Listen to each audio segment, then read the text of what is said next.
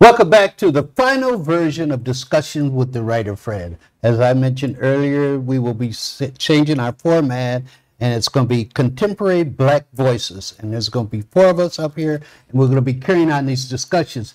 And you see how hot and heavy this one's getting. It's going to be like that for all the rest of them when we have our fourth person here with us. So let's get back to this issue of capitalism. Everyone talks about education. Get your bachelor's degree. Get your master's degree. And I think you both would agree there is scarcity of resources. We can't print $1 billion whenever we want to. The system won't work that way. So everybody gets a bachelor's degree. Now, does that mean, how are you going to get the money to pay everybody a middle-class salary because now they have a bachelor's degree? Where are you going to get the money from? Anybody want to take that out? I don't necessarily believe that, personally, I believe the education system is in deep trouble. Just as you had the housing crash, I believe the education system is going to crash as well if they don't find a way, because of this capitalism that you talk about. You're strapping these kids with a bill for them getting the education, and then they are determining that they're not getting the type of jobs that they thought that they were going to get. Because they're not there. Because they're not there. So consequently, those kids aren't going to school, and it gets back to what I was talking about those gig economies. They're saying, I'm not going to go to school to get the degree that you say that I should get because I'm not going into debt to be able to get that. However, I am going to be that entrepreneur and go after that money that you've talked about before. Yeah, but even with this gig economy, and I don't know much about it, if you're going to set up a business, you have to have some kind of resources to do that.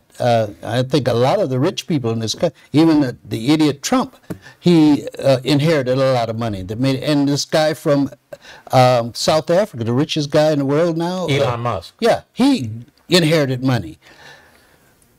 If you are a 19, 20-year-old young kid and your mother's been on welfare all her life, and she's trying to pay the light bill, and she can't put any money in the bank. They're not future oriented, they're present oriented because they're trying to live from day to day. So how are they, and if you want to deal with this gig economy, fine. How are they going to do that? I mean, how is that going to pull this gig economy going to pull them out of poverty? I'll say one more thing, and then I'll let Caleb actually answer. But my feeling is that we're missing the boat because there are a lot of young people who don't necessarily want to be those billionaires or whatever. They just want to make a living for their family. They just want to be able to have the type of money that they need to take care of their family. And if they can take the meager resources that they have to be able to participate by either renting their car out, renting their home out, or being able to start a business on the internet, whatever it may be, that's what they will do. They're not trying to be that billionaire. Chris, you're talking about people starting their own business that have the wherewithal to do that even think in those terms. And you just don't go out and start a business. As you all know, for a long time, heck, we couldn't get a loan from a bank to start a business. That's probably still going on today. But I'm talking about inner city, like the projects in Chicago. You're raised there. You have no funds to start a business. You just don't, because we've been locked out of this financial world until I would just say maybe 1964 when they passed the Civil Rights Bill. Caleb, you want to have a shot at it? Yeah. No, I mean, or even I would say the lockout still continues today. Poverty is its legacy, its history of this country, from redlining. Even post-Reconstruction to all the way to redlining, and all the way to today to the prison industrial complex. And so all those things are designed to keep young Black people out of the economy and keep them dependent. What kind of job can you have if you have a conviction? You know what I mean? You can't even step foot on the college campus with a drug conviction. And so all that is by design.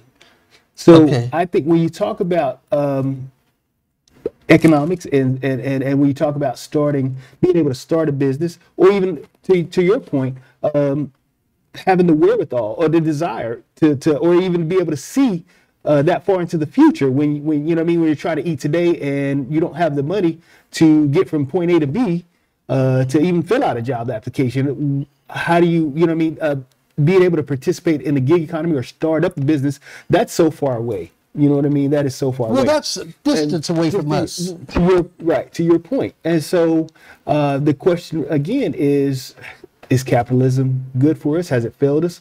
What do we need to do? Do we need to revisit that system? What are the solutions going forward? Yeah, well, I definitely believe that we need to revisit that system. And so all my viewers out there, please don't write me and say, well, you can go to another country. I'm not going anywhere, okay? I'm not going anywhere. And I'm going to be able to criticize this system because for the three of us up here, it works. But we have to think beyond the three of us, or when we get sharing the four of us, we have to think about the folks out there that it's not working for. And the biggest one of the biggest con games I mentioned to you is inheritance. Another big con game is in 1865 when they said, okay, all you Negroes are free. Well, give me a couple $100 so I can make it. Or give me a piece of land so I can make it. They didn't do that. They didn't do that. They walked off those plantations with nothing. In a system where a lot of the resources had already been inherited by white folks. Right. Or even then, a lot of it was, you're free to do what? Free to go where? With what? And so a lot of them stayed, and that you had the onset of sharecropping. There you go, sharecropping, which is what step above. Which is another an economic con. Yeah. So I agree. I want to take an opportunity to kind of take a little break and tell people, in the new program, what we're going to do is we want the feedback from you. Yes. We want you to be able to give us the feedback. So we're going to set up through Facebook, we're going to set up through Instagram, we're going to set up through YouTube, and we're going to set up through whatever other media that there is that you can communicate with this particular show. So if you don't agree with us, or if you do agree with us, we want to hear your comments, whatever those may be. Now, back to the show. Let me add just a little to that. And we're all going to have broad shoulders, so come at us, please. If you think I'm way off base, write us and say, Williams, you're nuts. You know, capitalism's great, but we just want you to be involved in our program. And I just wanted to tell people my new saying, and you know, they might have to bleep this out, but as opposed to asking for shit, make shit happen. And that's what we've got to do if you want to deal with capitalism. We are in a capitalist society, and we're going to have to deal with it. It's not going away. No matter how much we talk about it, we're going to have to deal with it, and we got to figure out how we're going to deal with it. Now, if you want to talk about it from a political standpoint, then again, quit complaining about it and make something happen. Then we need to be able to take and make sure that we can get the people in Congress that we need in Congress to be able to pass the bills that we need, whether it be for reparations, whether it be to pass the John Lewis Voting Rights Act, whatever it may be. We just need to make it happen. So forget about everything else and let's make it happen. Let me comment on what you said. Capitalism is going to go away. There's no way capitalism can survive. It might not be in our lifetimes, but capitalism is a dying economic system simply because the more a few people build these tremendous wealth, there's going to be too many people who are without. And in fact, it may have happened in 1932 with the Depression.